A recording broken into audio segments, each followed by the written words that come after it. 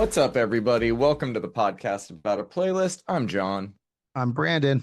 We hope you're all doing well. We already had a big episode to do with new albums from Between the Buried and Me, Silverstein, Dance, Gavin Dance, and all of that to cover this week. We have an even bigger episode to cover now that the Coachella lineup for 2026 has been revealed. And before we get into the content of the lineup, let's talk about the timing of it a little bit. So this dropped Tuesday night at 9:30 at night, the earliest release of the schedule in the entire history of the festival. Yep. Obviously, it has not sold out in about 2 or 3 years. This gives them a little more leeway to sell tickets, have people make these types of decisions. But it was weird having it drop that late at night, that randomly and kind of unannounced. Where you just kind of, I think I text you. Did you wake up to the information the next day? Yes. So I think slight correction. I think it dropped Monday night. Tuesday Okay, Monday night. was That's was right. my birthday. Now it Correct. seems like the music gods, I guess, if you believe in such things, was like, hey, it's Brandon's birthday. Let's give him literally everything he loves about music and over the course of like 4 days. And yeah, I woke up at like I think I texted you at like 5 a.m. Like, wait, what the fuck? Like Yeah, because I sent you the 9 inch noise, which we'll get into in a second. But okay. insane information to get right before bed and to also wake up to. Let's get into the lineup itself. First off, you bought tickets for weekend two once again, the superior weekend in terms of sound. I Correct. think that's the smart move. What was that this year? 450, like all in for weekend two, 550 for weekend one, I think is how they're pricing it. I think it might be 650 for weekend one and 550 for weekend two, and I think Okay, that's on a payment plan. So, which I gotcha. obviously took advantage of. I'm not going to drop Do you know that if much that money was all at the once. same as last year, or was there an increase this year? It was the same as last year. This is Okay. so weekend one is already on tier two because I believe weekend one sold out at the just after the festival presale. Mm-hmm. Weekend two did not. So weekend one hit that second tier pricing, which is new, I believe, as of 2024. They used to not do tiers. Don't like that. No. Yeah, well, we've talked over the last few weeks a lot about recession indicators. That's Yeah, one of them. for sure. For sure. 100%. Well, it's good that the price didn't change this year, at least for the positive. It could always go down. I don't think people would complain about that, but maybe Golden Voice would see that as a sign of weakness and would never allow such a thing. All right, How man. dare we?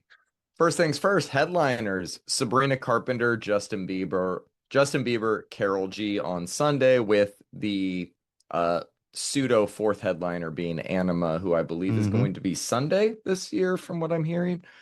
Saturday or Sunday, and there's also going to be the debut of this Radiohead Kid A Amnesia thing. We'll talk about that later. All right, headliners alone, how you rating this one?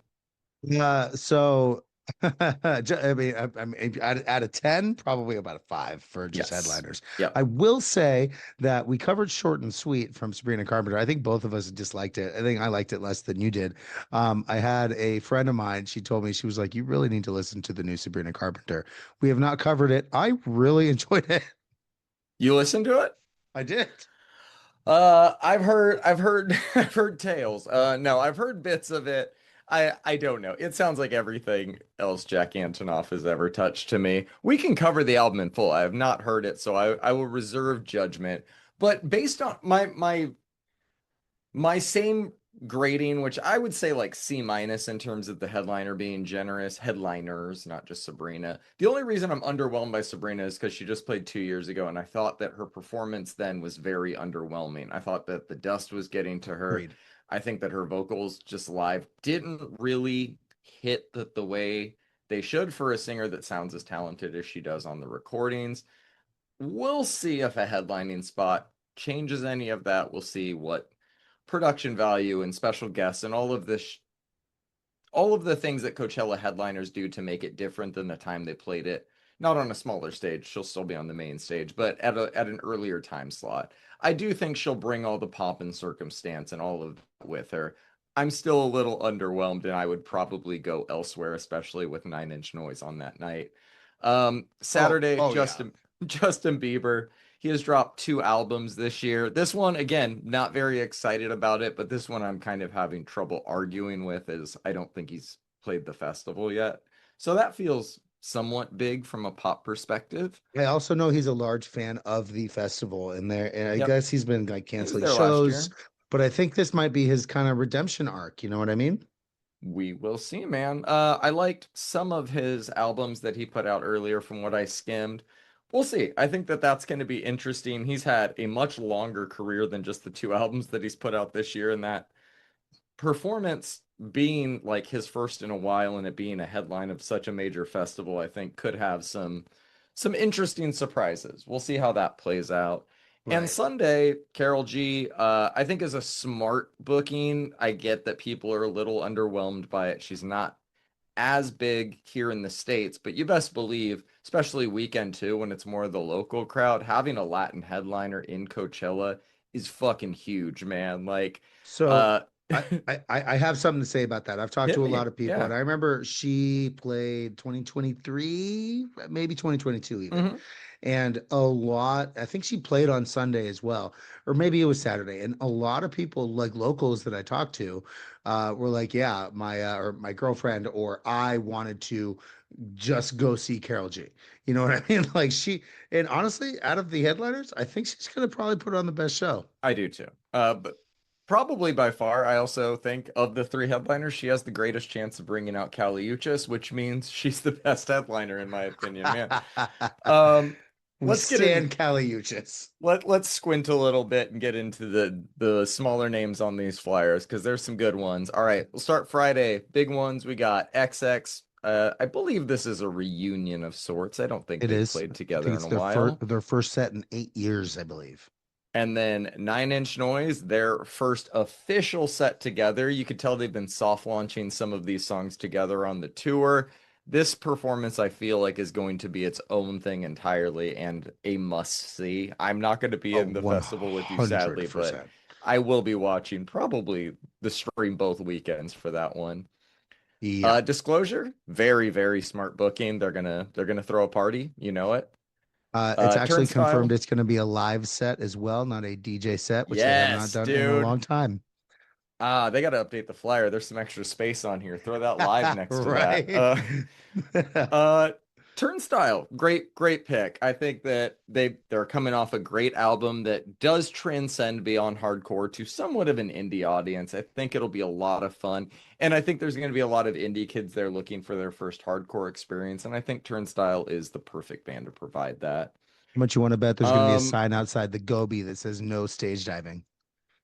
well, that I love this is why I host the show with you. My first thing that I said to a buddy after seeing the headline is like, well, they can't stage dive though. Like, how is this gonna work? So, um, what state? They're too big to play the Gobi, where Soft Play played, right? No, so that was the Sonora, Okay, they're way which too big for the Turnstile Sonora. Turnstile played in 2022, and there was stage diving, which we'll get into it a little bit more. There are plenty of stage dive opportunities at this on this lineup. Thank God. Ethel Kane, Dijon, Teddy Swims. I don't really have an opinion about any of them. Cat's Correct. Eye, the multi-international pop group that kind of uses the K-pop approach to their music. Very underwhelmed by that. Devo, high chance Fred Armisen's playing drums during that show. That's going to be a very fun one. He also loves that festival. Yup. Sexy Red, don't care. I think I speak for both of us there. Central C, interesting. Interesting. Interesting booking. We'll see. Foster the People, solid booking. Feels like Coachella. I'll say that. Correct. Feels like 2014 Coachella, which was when I saw them at Coachella. I have no opinion on Levity being on here, you. And no. Blood Orange, same. Moby feels like Coachella. Good one on that. I'm unfamiliar with Marlon Hofstadt. Pretty high up on the billing, though. You know him? I'm not familiar with him. Okay. Sounds like there's some discovery this year. We got Correct. Licky Lee, Fake Mink, Gordo, Creepy Nuts, Joyce Manor. That's the one that catches my eye on that day. Joyce Manor the same day as Turnstile. Good job, bookers. Uh, 40 ounces to Fresno in the Sonora tent. Let's fucking go. we got Ketama or Katama. I never know how you're supposed to pronounce it. Been making a lot of waves in the EDM world. That should be fun. Groove Armada. We got Ninja Rachi, Max Dean back to back with Luke Dean. We got Chloe Calais and Rossi. Um, Flower of Love's like a solo pop artist. That should be interesting. Any other names Friday? I mean, Max Tyler, Hot Mulligan, Oh, yes. Yes. Oh, God. Okay. Fleshwater, Oh, and Fleshwater. I missed the line there. My bad. Wednesday. Hamdi. Yes. So Max Styler, who played the Heineken House last year, right? I believe so, and I think he did a Dulab set. Somebody correct me. It was one of those two. Glad he's getting proper placement. Fleshwater. Fuck yeah, dude. Fuck yeah. Yep, And I'll be Hot there. Mulligan. They're them putting the three like punkiest acts outside of Suicidal Tendencies and Black Flag on the same day. Pretty smart. Saturday, we got the Strokes coming back. Not surprised, but I think that that's going to be a really good set. I have a feeling Julian will say something about opening for Bieber, but we'll see. You guys excited for Kanye? That's what he's gonna say. What year is it? We got Givian. We'll see how that one lands with that type of crowd. You said Louve was amazing, and she is an artist that I wouldn't expect the like acoustics of the environment of Coachella to play well with her sound, and you said it was great. So maybe Yep. Givian will get that time to shine. Yeah. Um, Addison Rae, don't care. Labyrinth just played it 2 years ago, so that's kind of shocking. Somber, Yeah. I refuse to believe is a real artist. We got David Byrne, David Interpol. Byrne, David, hold on. These two names, David Byrne being on Coachella again is so fucking cool. His Mhm. set, the last time he played was, I didn't see it in person, saw it on the stream, looked like probably the most fun set of the weekend. And you know that Interpol is one of my favorite bands, Yep. and I cannot believe I get to see them again on the polo fields. The last time I saw them was 2011 at Coachella, and I am so excited to see them again.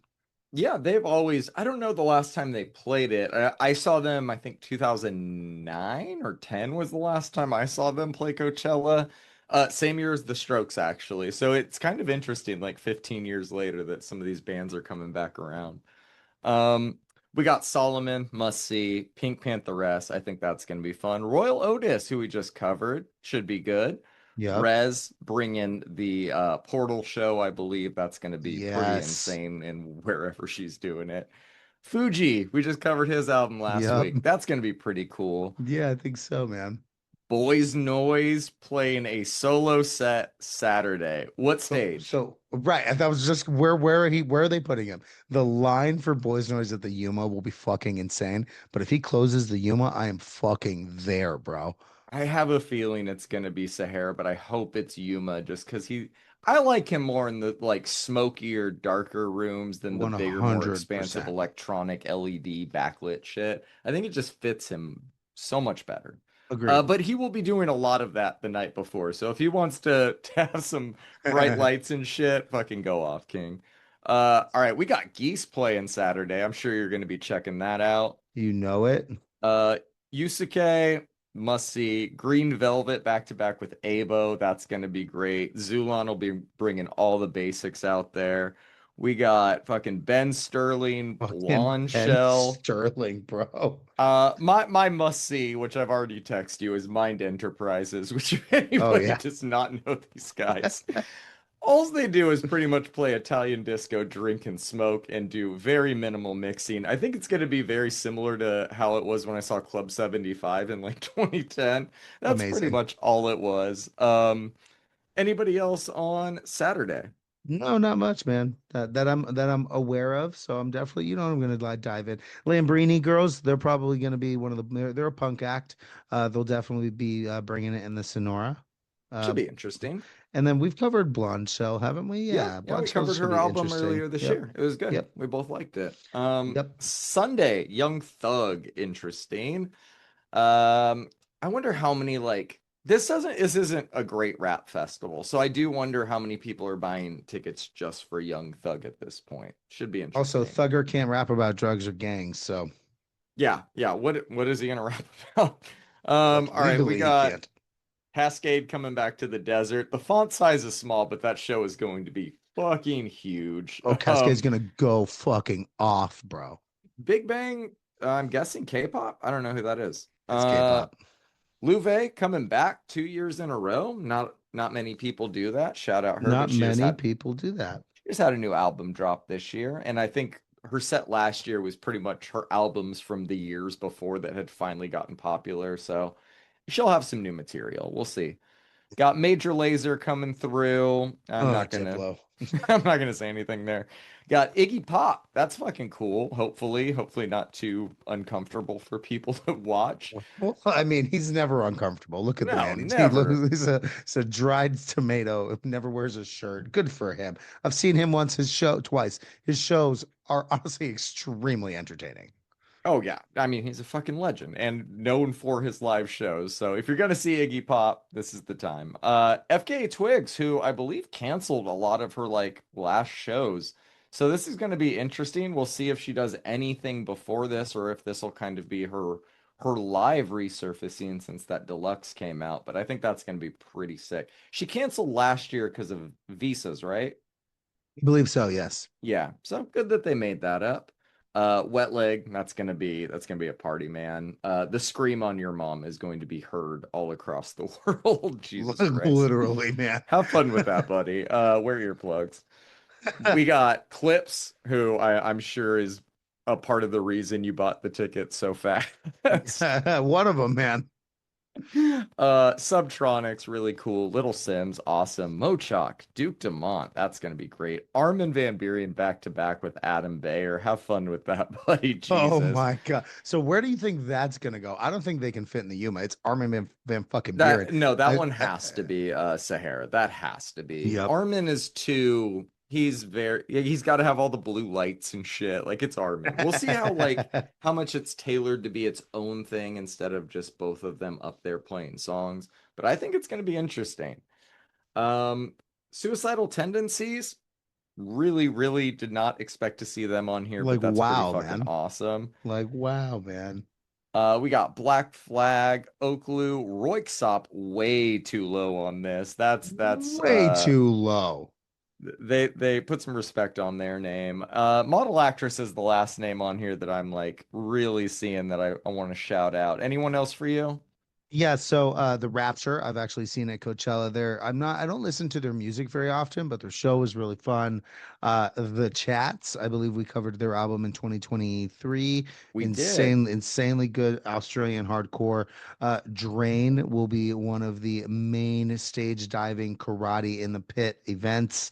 And then I believe, yeah, that's it for Sunday. Or Jane Remover is pretty cool from what I remember of their music. And then Who Made Who should be a fun little progressive house joint. Oh, and also Worship Family is Subfocus back to back with Dimension, back to back with Yep. Culture Shock, back to back with 1991. So Which that's gonna be should be fucking rad. crazy. Oh man, as it creeps closer, as everything comes out, we'll work on figuring out how the hell you'll even navigate this one this year. It seems like it's dance is the way to go if you don't know where to go.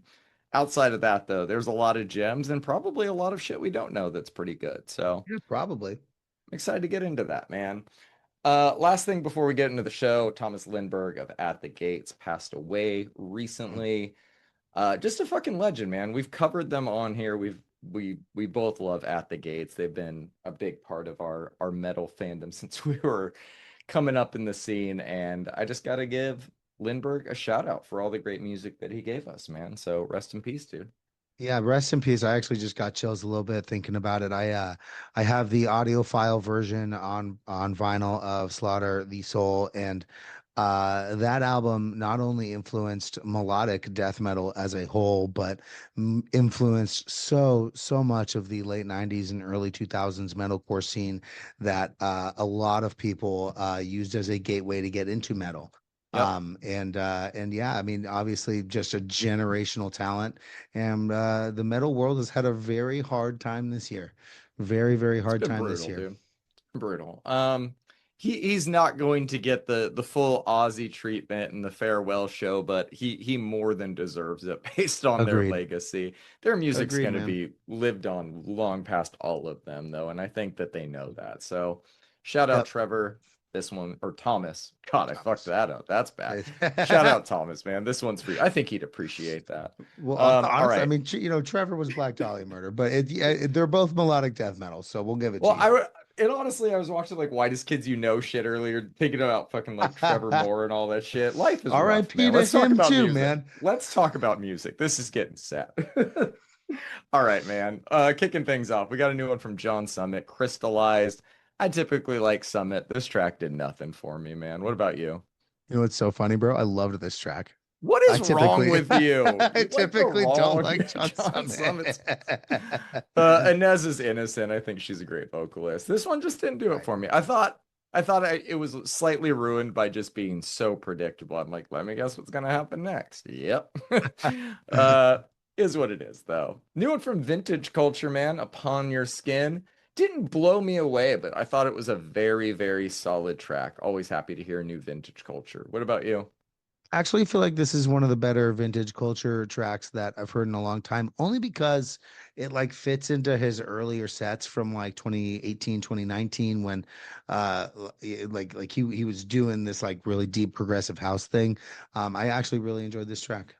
Well, I think we talked about that with the album too. It was like he kind of built up this sound in the years before the album that you and I love. And when he got into album mode, his sound changed like a little bit for like that Yeah, creative process. It was still very vintage culture, but very different. Hearing him go back to singles, you're like, oh yeah, that's vintage culture again. Hell yeah. right. Um, New one from Sasha, the extended mix of Love Is All You Need. Excellent track. The progression on this one is insane. Love this one, man. What about you? House music fucking banger. I started every single morning this week with this track. So good, man. Perfect start. New Yep. one from Blessed. Blessed. Sorry, I said Blessed. This one is called Last to Leave. Every song he's released this year has been a banger, man. What do you think about this one? And it's Nokia, I'm thinking 3390 artwork.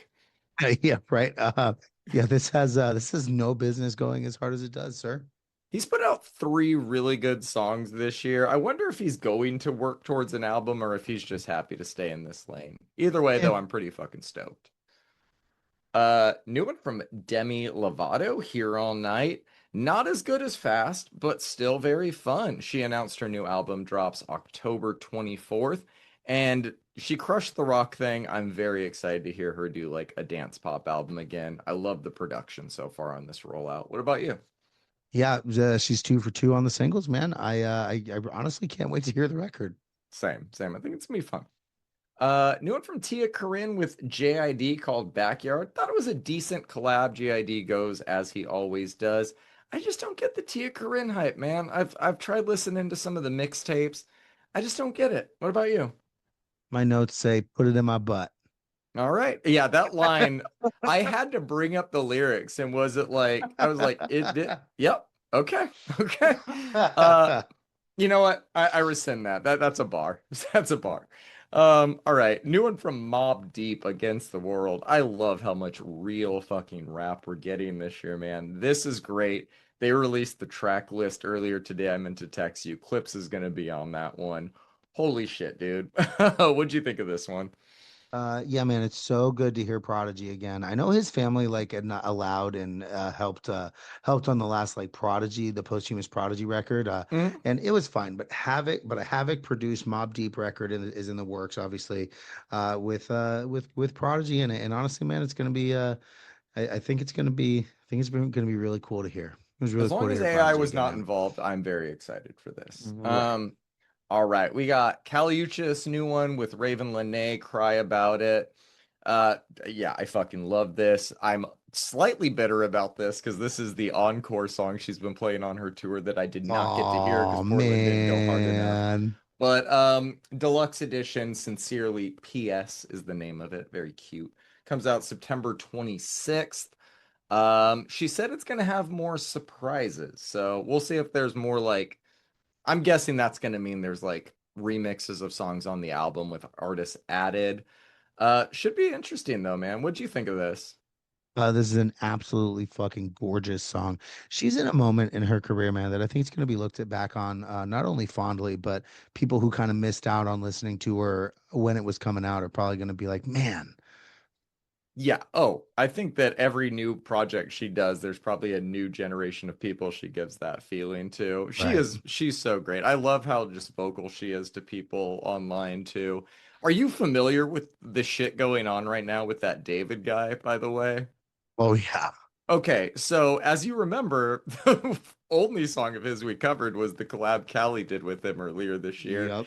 And somebody commented under just, a photo carousel of very unrelated things. They're like, your friend's a murderer. And then somebody was like, she didn't know. And she, of course, is very online and chimes in.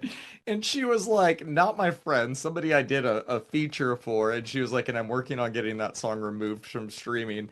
And then replies to the person that was defending her. And she was like, they always want to blame the woman when the man did something wrong, essentially. Good for her. Do not come at Callie, dude. She will fucking eviscerate you.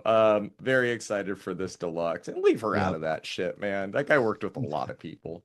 Right. Fucking crazy story though. Fucking Yeah. crazy. Oh Uh, yeah. all right, let's get into this new one from Weekend Friends. Nosebleed is the name of it. 3 for 3 on the singles. Album of the year contender on the way. Let's go, man. What do you think of this? Yeah, this feels like a garbage meets yeah, yeah, yeah strong. Oh, And I love that that. is That's a high great praise. combo. Yeah. I'm gonna have to re-listen to it with that in mind now. We Yep, got a getting new one major from Karen O vibes. dude, can never have enough of those. Got a new one from Armor for Sleep. Breathe Again is the name of this one. These guys don't miss, dude. I forgot that they put out a song like earlier this year or late last year. Yep. And this is all part of a new album dropping November 7th, dude. We're back, man. What'd you think? So cool to get new music from Armor for Sleep. I've actually been listening to a lot of them recently. I have You okay? I've randomly gotten in the car on many days over the last few weeks and being like, fuck, I need to listen to Car Underwater. Well, Yep. you I know, I I threw on What to Do When You're Dead the other day at work, and I was just like, why do I not put this album on more? Like, you think, all right, it's kind of banger. top heavy. The first 3 songs are iconic, but like, whole album is great. Whole album. And I They're loved Rain Museum a couple years ago. So yeah, My Town off their first album, Dream to Make Believe. All, dude, their whole discography. Williamsburg off that last album before they went let's away. go. These guys do not miss. Shout out Armor for Sleep. New one from Devil Wears Prada called Solo. This is great. New album cannot come soon enough, man. What'd you think?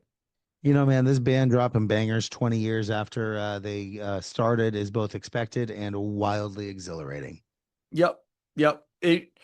It's crazy that like the ferocious screams I was listening to on HTML Rules, dude, and Hey John, what's your name again, are still just as ferocious this many years later. Mike is 100%. that fucking dude. One Oh of yeah, my Mike's favorites. that fucking guy for sure. Uh, okay, I threw this one on. New one from Limp Bizkit, Making Love to Morgan Wallen is the name of it. They are at their best when they're ridiculous, and this is fucking ridiculous. I don't know if it's good. I don't know if it's bad, but this is Limp Bizkit being Limp Bizkit. I had a smile on my face, if that means anything.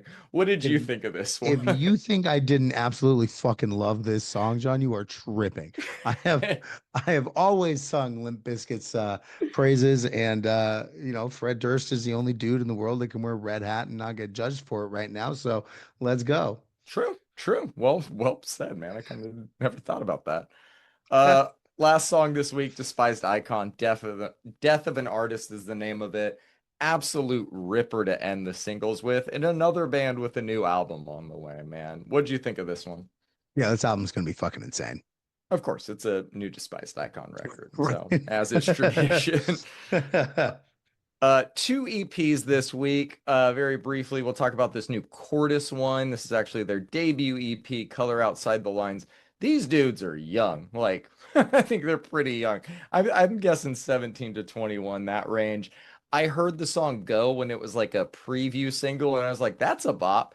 Threw the EP on blind. The EP is not a bop. I do not like the EP, but Go is still a good song. What did you think of these?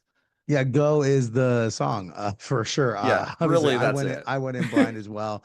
I didn't have any expectations. The rest of the EP, I don't think is bad. It's It just just doesn't do anything for me. it's formulaic a little bit. Yeah. But Go's got one of those like, oh, oh, Oh oh, yeah, it's just it's a hit. catchy.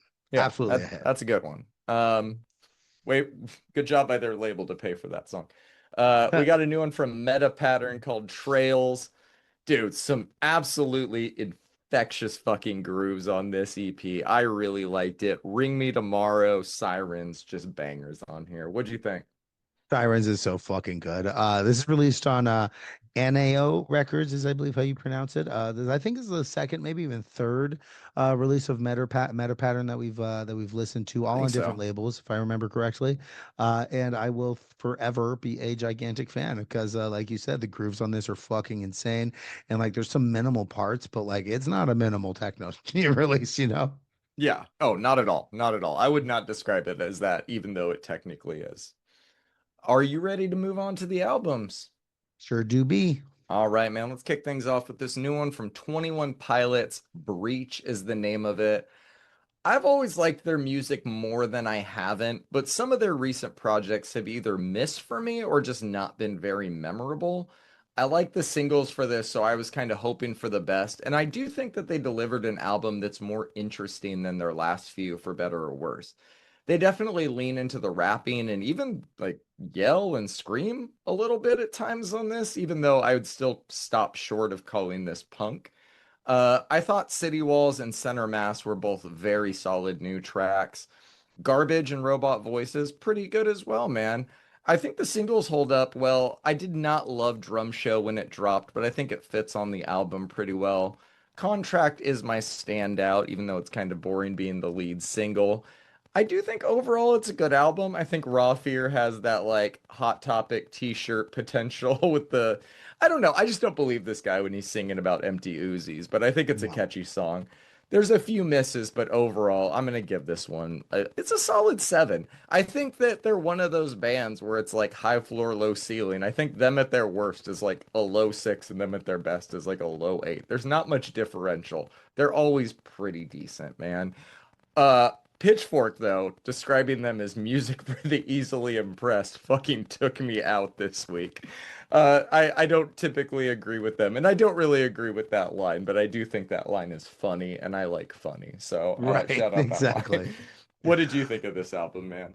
I liked it a little less than you, but I mean, look, man, I'm a fan of the band. I think that this band has the ability to make really good albums. I like this record, like you said. I mean, low floor, high ceiling, right? I think at best they're a high 8, but this ain't it for me. I don't think it's their Fair. best. They usually strike No, like specific chords with me, where a project kind of like makes sense and works off of a flow that ends up resonating with me. I don't think that this one is going to be in in my rotation quite as much as like Clancy. I really liked Clancy, or Scaled and Icy do, and you know that's okay. It's enjoyable enough, even though I feel like they played it a little safer than they usually do. Even though, yeah. like you said, there is some like screaming and stuff, but none of this is punk or really authentic.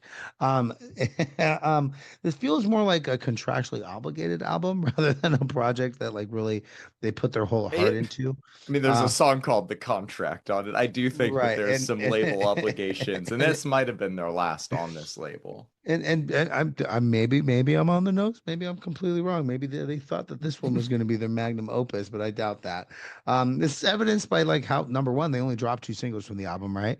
And Yep. how the singles they did drop don't really represent the rest of the record, right? No. No. The drum show is not a 29 Pilots song. It sounds more like a Bare Hands song, if I say so That's myself. yeah. Which Yeah. I actually enjoy. I did like that track. But tracks like Downstairs really feel like they just totally lost the plot lyrically Hmm. and emotionally. Even when they're singing about wearing their heart on their sleeve, which I mean, no, it's just way more basic than they've been in a long time. Tracks like One Way feel very much like them, but if again, I feel they lost a little bit of magic on this one for me. High five, low 6 for me. The Contract's the best song on the album. I think that's interesting that we kind of their recent ones both prefer like different sides of their sound. Skilled and Icy is much Why I more love you. pop than rock. And I do agree. I remember you liking that one more than me. I've always been a Trench guy. They're never gonna be bigger than Blurry Face. That album was Oh it's no. still on fucking t-shirts and Hot Topic. That's their Ohio is for Lovers, their Three Cheers or Black Parade. It's crazy that Mike M has two iconic albums for shirts. But yeah, man, This I bullets don't, erasure will not stand on this podcast. but I don't think this is as far as a step down from that era as some people would say. But I think that you're pretty dead on, man. I agree with you. I Well, still thank stand you. by my score. Of course you All do. right, You man. should. Talk to me about the second Silverstein album of 2025, Pink Moon. All right, John. Like I said earlier, it was my birthday weekend, over the weekend, and I got a new Silverstein album, my second Silverstein album of the year. It is the second 8-track album. You know that I love this, but we had already heard half of it. And of these 8 tracks, it includes a really odd intro of "I love you, but I have to let you go," which look, I mean, it's not bad, obviously. Shane's voice is great on it, but it goes against pretty much everything I know about being a 20 plus year Silverstein fan, which is that very, very often, almost with no exceptions. In fact, I think this is the only exception to this rule that they open their albums with bangers. This is not a banger. I was expecting to hear a post hardcore meets metalcore track, and instead I got kind of a cheesy, but it is beautiful opener into the banger on the album. Am I complaining about this? A little. It just didn't feel like them. Other than that, to one track, all of the other album cuts, like The Fatalist, most definitely hit the spot. I kind of feel like they should have dropped like a 12-track album and then like a 4-track deluxe, but I understand why they decided to drop 2 albums instead because a lot of these songs would not have fit on Anti Bloom. Widowmaker would have, and it goes extremely hard. Kind of fits with Stress on Anti Bloom. Now, another album on this, like another album on this playlist. This band is one of my favorite bands of all time, so I'm probably a little biased here, but I'd be lying to you if I said that I enjoyed this one as much as Anti Bloom or Misery Made Me. I think it's their weakest in a couple years.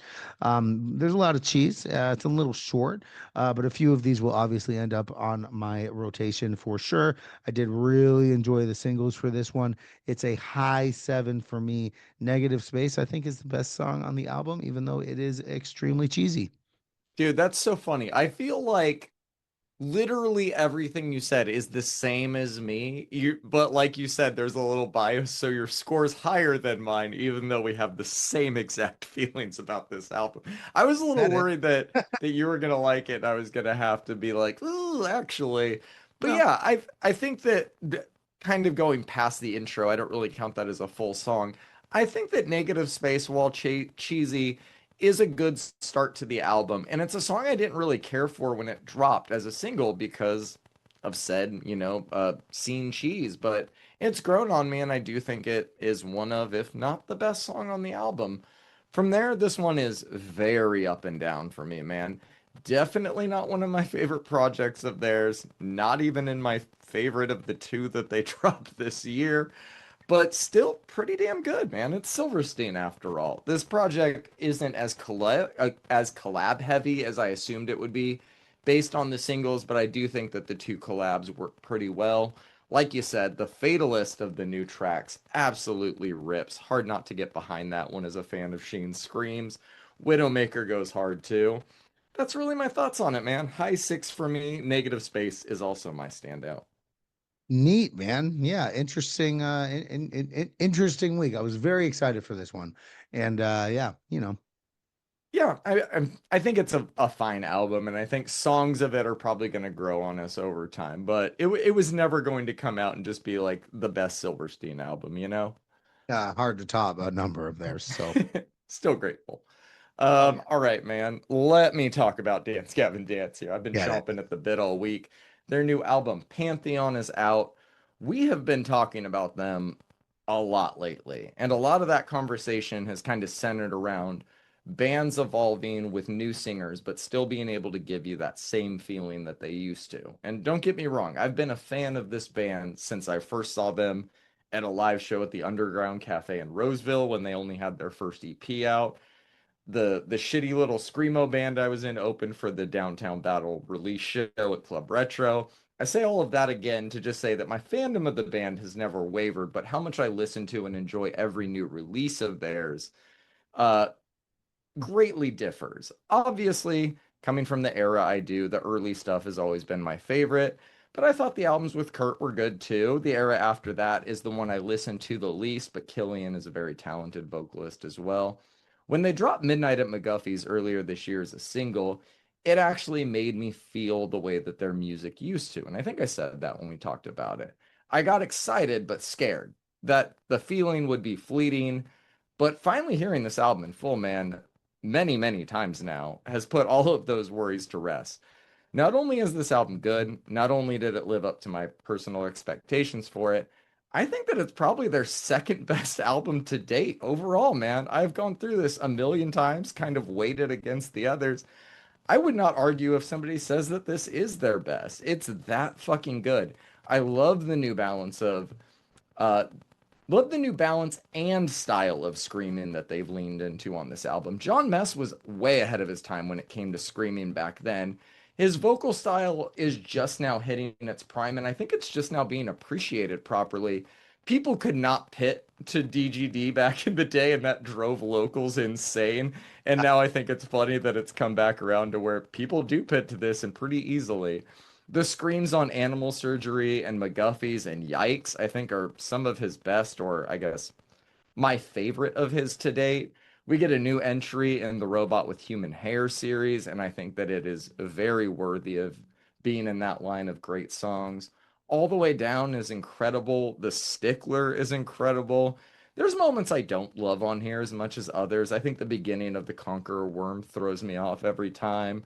I love that A little George odd. Clinton is on the album, Very Dance Gavin Dance. I don't love that song though. But if you don't come to a DGD album expecting some weird shit, then you're in the wrong fucking place, dude. Right. This album's a strong 9 for me. I love it. McGuffey's my standout. What do you think about this one, man? Hey, I am so glad you love this album, man. So yeah, man, it's their first album in a couple years, dude. This A album, while, yeah. is very much a Dance Gavin Dance record. I like you said, you were apprehensive. I was as well. You know, man, I think it's funny that I was never like a huge fan of theirs, even in my scene days, only because I was, I guess, more busy listening to some of the heavier side You're of the more scene metalcore. here. Yeah, but that being said, obviously, I'm wow, very familiar with their work. Their back catalog, Johnny Craig and Will Swan basically created an entire subgenre of post-hardcore, and the fact that Andrew sounds so much like, or John Mess sounds so much like Johnny Craig, man, is wild. Oh no, it's Um, Andrew. You're right. You're right. oh, okay, it's Andrew. It's fascinating, actually. It's Uh, eerie. It's fucking eerie at it's times on this album, dude. fascinating, man. Like I said earlier, this album is very much a Dance Gavin Dance album with all the odd little guitar flourishes, the little breaks, the overabundance of clean vocals, while still keeping the hardcore and post-hardcore in a number of moments. Yeah. Um, those are all things that make Dance Gavin Dance records. Like you said, that George Clinton feature is, I mean, it's there, and that's that. Their music has never really resonated with me as much as it has with other fans of post-hardcore, and you know that's Fair. okay. I enjoyed this album, and I'm glad that they have Andrew as a vocalist now. They seem to really fit the ethos of the band and fit in very well with the sound.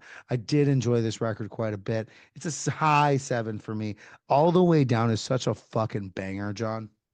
Oh, it's fucking great. This is the first like album in a while that has solidified my whole like, oh, if they announce a tour, I'm buying tickets Hey, immediately. that's Like I fucking have to awesome. fucking hear this, dude.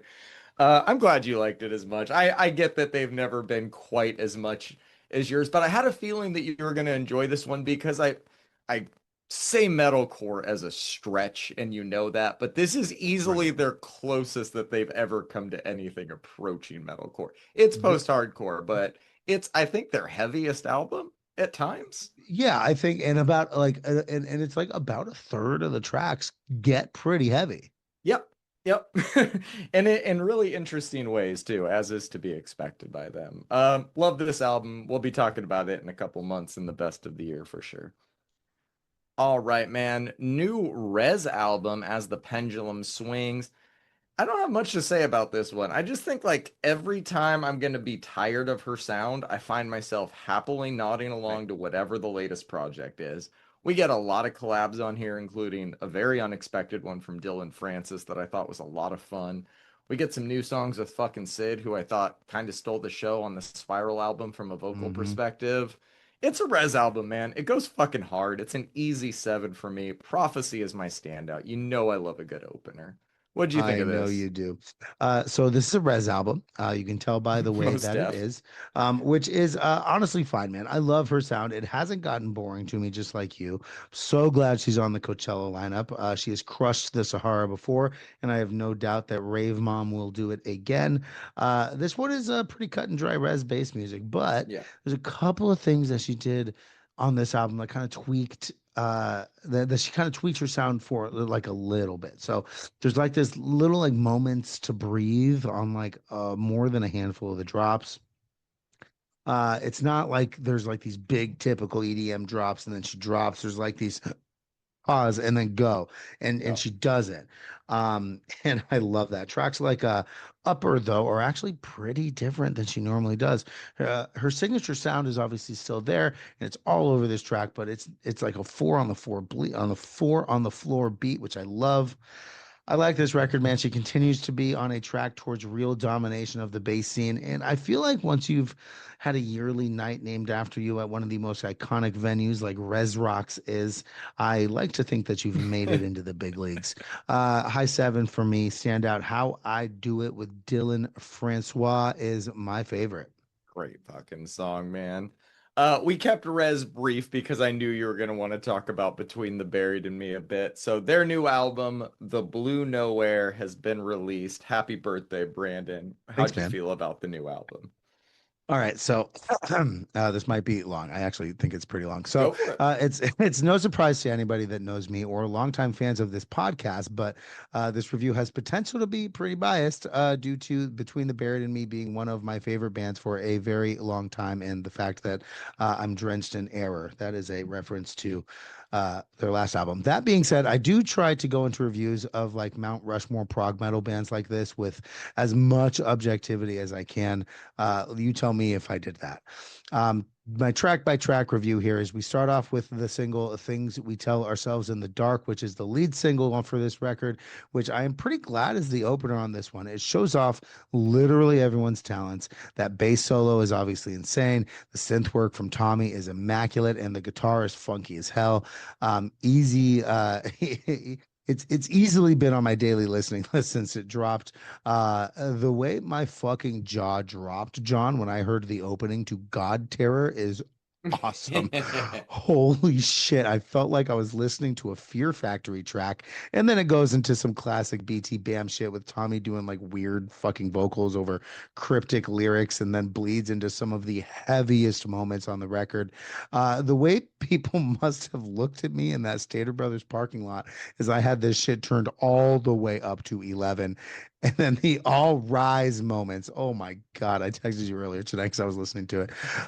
This track is insane, heavy as fuck, and with all the BT Bam weirdness that I love, the time signature changes, some incredible drumming, some like circusy synth work towards the middle. Everything just comes together so fucking well on this one. Just to be left on like a little cloud of synths before the absolute insanity of Absent thereafter. This track is actually insane, man. We listened to it as a single, and like I threw it on my new sound system, and I like turned it up, and instrumentally, this track is fucking wild. The drumming on this track is way more insane than a lot of their other songs, and that says something because Blake's been doing some crazy shit. Even on like Fix the Error on Yeah. their last album, the fret pulls just kind of randomly thrown in, the little la di da dis thrown in between like unhinged screaming, the little like country riff into some double kick grooves as the bass line just like takes a walk around the park. This is excellent musicianship, just insane. The cowbell bass solo into a bluegrass metal breakdown is absolutely unhinged. This is and all I had written all of that not even 7 minutes into a 10+ minute track. There are moments on this song where you just try to like isolate your listen. If you try to just isolate your listening to the drums where Blake is doing things with two arms that don't even seem possible for non-octopuses to do. The grandiose ending into this track into pause is honestly fucking perfect, man. I kind of needed a break after like actively listening to that song. Lyrically, pause hits kind of hard. Won't go into why, but anybody who needs a depression pizza so you should most definitely listen to this one. Well, the whole album, but yeah. Door number three has some of my favorite lyrics on the album, man. I also love how halfway through this track we get like this sick little flamenco breakdown and just like gorgeous guitar playing while Tommy just fucks everyone up with lines of caressed in death, soon draw our memories, live on. God, this track also sets up the concept for the record a little bit more clearly than the rest of the album, and actually like kind of like brought me in, as opposed to Tranquility Base being a lounge singer trapped in routine. This person is clearly trapped in a luxury hotel of emotions and memories. I was so intrigued by Mirador Uncoil at first, one of the shortest songs they've ever written, and then it proceeds to bleed perfectly into the absolutely fucking crazy Psychomantium, which is over over 11 minutes long. The quick chugs into like piano driven Elton John inspired noodling, into breakdowns, into like just Tommy spitting out lyrics as the guitar chugs. I think there's four breakdowns on this song. There's like an ode. There's got to be like an ode to their Victory Records days on this one. The organs are working overtime on breakdown number four. Is like one of my favorite parts of this album, just right back into piano driven rock where Tommy tells me to sit alone in silence as if I could stop listening to this if I wanted to. We watch on, see life pass by, the smiles, the cries, feeling frozen by obsession. Oh man, this said right before a melodic death metal riff to end all. I hear some like Song of Storms in that outro riff, but that's probably wrong. The intro to Slow Paranoia has been playing in my head literally all week. That riff is so good, dude. The way this goes from almost like straight up death metal into like xylophone to like strings and pianos, just for like random blast beats to interrupt as he screams la la that he had Yep. just sang. This track has some of the best like mountains and valleys on the record. The distorted synths, the riffs, the lyrical content, it all just works in a way that should not work at all. And the gorgeous Blue Nowhere may be literally the most straightforward song they've ever written. There's no signature changes. It's just a gorgeous song, man. And then the intro of Beautifully Human actually reminds me of like Fires in the Distance, a little bit with that piano as that like sick riff comes in. The synth hits are so sick on this one, man. And I kind of love that they left us on like a synth laden clean vocal cloud for the last two tracks. There's like a little bit of like unsettling electronic crescendo, into like lyrical callbacks, on the back end of Beautifully Human. Um, and now if you haven't, do yourself a favor and like listen to the album and then restart it. I think it's like meant to like loop, which is clearly what is happening to the dude in the like thematically in the album. I mean, needless to say, I think this album's incredible, man. There's no skips when I listen to front to back. The dudes just do it, dude. I gave Colors 2 a 10, and I don't think this is better than Colors 2, but I don't think it's nearly worse. Like I think it's right on par with Colors 2. I will need many, many more listens to properly digest it, but you Of know how I feel course. about it. Yeah. This is prog metal perfection. It's a 10. My standout is the whole thing, but if I had to choose one, it would be Yep. two chongs, and it would be Mirador Uncoil into Psychomantium, and those are my songs of the week. But they all just hit a very specific spot for me, man.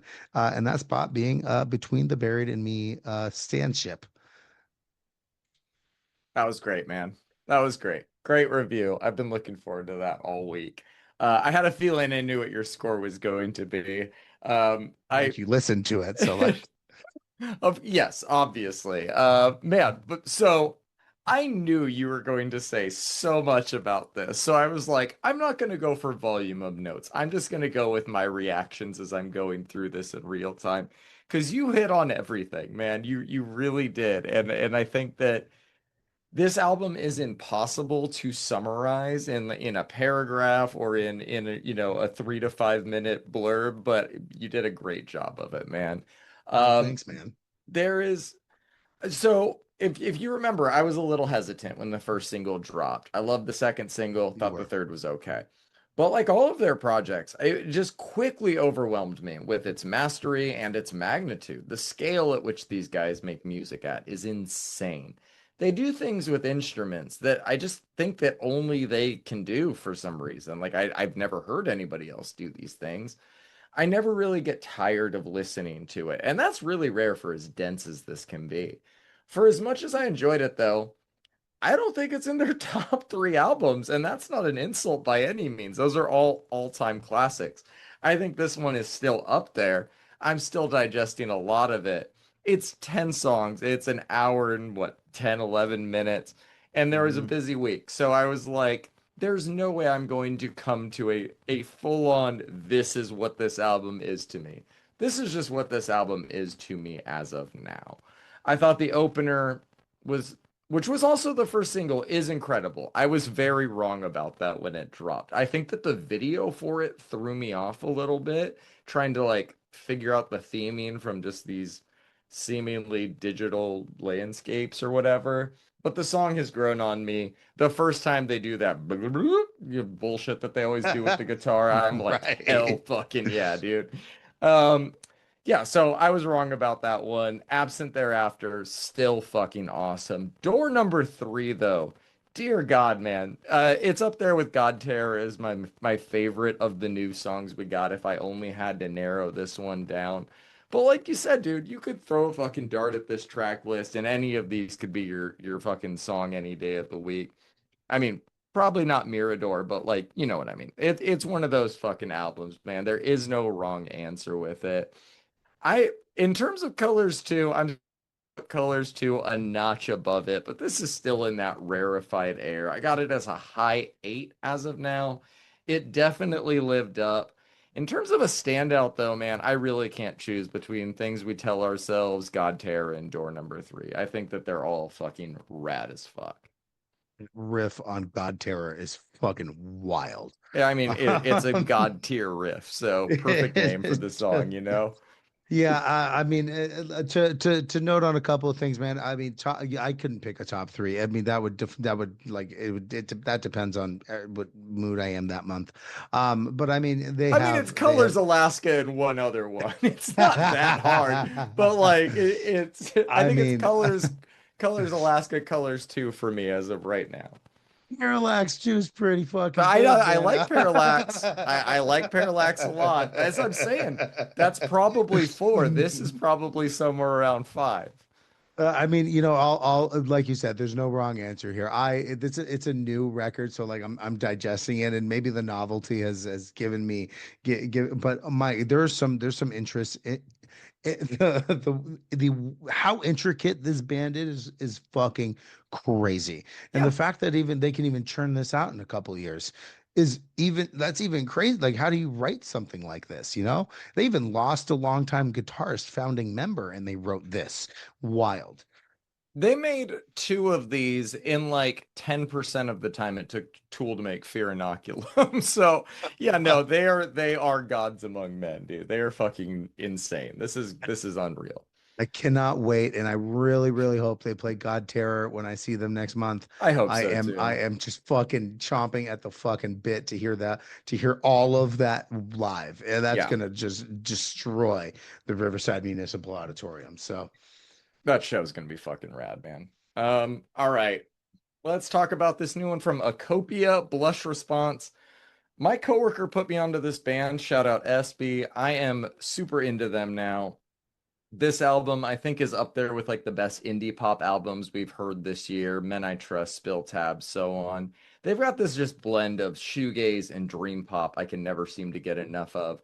Only downside is the runtime coming in under 30 minutes, but it has had near infinite replay for me, like replay value for me as a result of that short runtime. Talk About It, Real Life, and Chase Me are all outstanding, but I think Falter is an all-timer and has to be my standout. This album's also an 8 for me, man. It's short, but it is fucking great. What did you think about it? look, man, this is a really fucking cool little indie album. I'm so glad you added it. I had actually previewed it and like went to add it to the playlist and saw you Mhm. already had. This one is out on Scenic Route Records, which I don't think we've talked about. I think I've listened to like a handful. I'm gonna dive in at this point. Um, I look. all of that being said, I really enjoyed this release, dude. It's got, like you said, this dream pop kind of shoegaze, kind of like, but Hmm. they really dive in on the electronic end of things, which I think elevates their sound quite a bit. Like you said, it's 26 minutes. So I listened to it like 8 times over the last Yep. few days. Yeah, I mean, I think it's a little short, but it's a perfect length to like kind of like show the people what you're doing, you know? Yep. It's I been a agree. high 7, low 8 for me. Real Life is such a fucking good song, Great dude. song. Great song. That was actually the first one of theirs I heard after I was shown them. Yeah, awesome. Great song. Uh, we got two more albums this week. We got one from Restraining Order, Future Fortune. How'd you feel about this one? You know what's funny about this band, John, is that I love their music so fucking much, even though I have heard this same album from them and other bands like a million thousand times. Restraining Order has this intangible, like magic touch to hardcore punk. I can't explain it, man. It is just ferocious. It's got this intensity, there's something in their music that just fucking hits right to the core of everything you're mad about. You just want to spin your leg around and fucking connect with somebody's jaw. This is an 8. The title track "Future Fortune" is going to be my standout. I loved this. Loved this album. Yeah, dude, we knew exactly what this was going to sound like based on the singles. It delivers 20 plus minutes of that exact style of hardcore in Yep. exactly the way I was hoping for. Opening riff on No Not kicks things off so well. That song is a fucking banger. That fuzzy tone on Free Ride is sick. Bashful Blue, also really fucking good. Standout is the closer, though. Were You There is incredible, man. Really good. This band knows how to start an album, carry an album, and end an album. Strong 7 from me, maybe a light 8. Yeah. Were You There or No Not are my standouts, man. Great shit. Can't go wrong. Throw a dart at it. And the last one this week is from Spitehouse. It's their album Desertion. You threw this one on a little last minute, and I only got to listen to this one in full twice, but I really liked it both times. Plan on listening to it a little more beyond this week. Reminded me a little bit of that Troubled Minds EP that we reviewed earlier Oh this year, yeah. which I also thought was just like another gem. Love some good pure noise. Love always hearing the new artists they're working with. This is a 7 for me. My standout is Stale Change. What about you? Yeah, I mean, you know where my attention went this week. Yes, So, of yeah, course. yeah, like you said, it's a pure noise release. This record label has proven over the last couple years that they have the perfect ear to create a breeding ground for hardcore and hardcore adjacent music.